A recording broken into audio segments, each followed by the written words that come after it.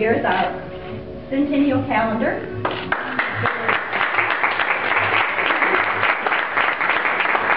A 19-month calendar. The initial project was to be old ads, Centennial ads from the last 100 years from the newspaper, and I looked at them, and when I got them together as a group, it was like, they're really not very attractive as a whole. And I thought, we've got such wonderful artists in the area that I would put out a call to artists, and we got over 90 entries. And it was hard to pick just 19 pieces out of 90. That's how we did it. Someone who just did photography, someone who just did oil. We wanted a good mix of what we have to offer. Okay, we're here today to unveil the official 2009-2010 Panama City Centennial calendar.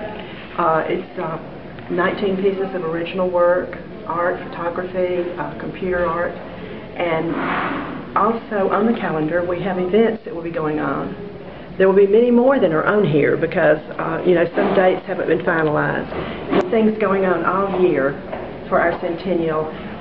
Centennial is a chance for us to honor our city and remember why we love it so and show some respect and bring everyone together. And we will start in January with all sorts of events. We have such a rich past, rich history here in Bay County and Panama City, and it's going to be a great opportunity to celebrate that. And the best way to be able to celebrate it is to be able to have something to remember that history by. And it's not easy to do. It's taken a tremendous amount of work by these artists to create work that will capture what's important in our history and capture what is unique about Panama City.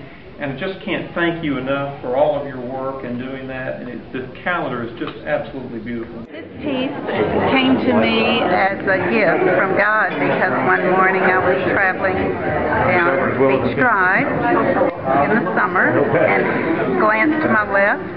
Here are 4 boys digging in the sand along the bay. The old publishing house, I had an opportunity to actually take a tour and take a look at what was inside here.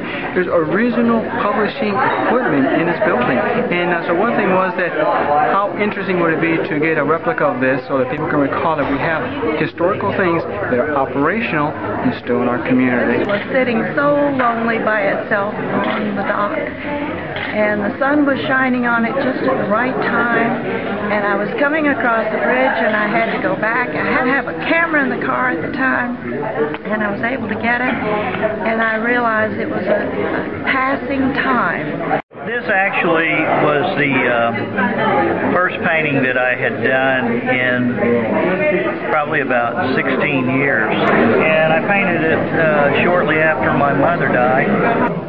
And the scene actually represents the emptiness of the ship that sailed away. Basically, I'm a fan of architecture and essentially history, and not being from around here, I try to learn the history of the area. And one way I do that is by photographing older structures. This building is being used in a different way, I guess, now than it used to be, but it helps me learn the history of the area. Mainly it was just fun. I was given artistic freedom. There wasn't any pressure put on me by Margaret as far as it's got to be done this way in a certain amount of time. I had plenty of time to work on it, and being an artist myself, it was a lot of fun to work on it. That's great. I'm from this area, from Panama City, born and raised, so it was very fun to work with. Well, we were looking specifically for things that were representative of Panama City. They didn't have to be an exact image. It could be an artist's rendition, but of the feeling of living in Panama City. And we tried to do a nice cross between historic buildings and landscapes. We didn't want a calendar of all buildings, and we didn't want a calendar of all beach scenes and boat scenes. So we tried to mix the two. And we also tried to mix the mediums so that there was some photography. We had oil and watercolor.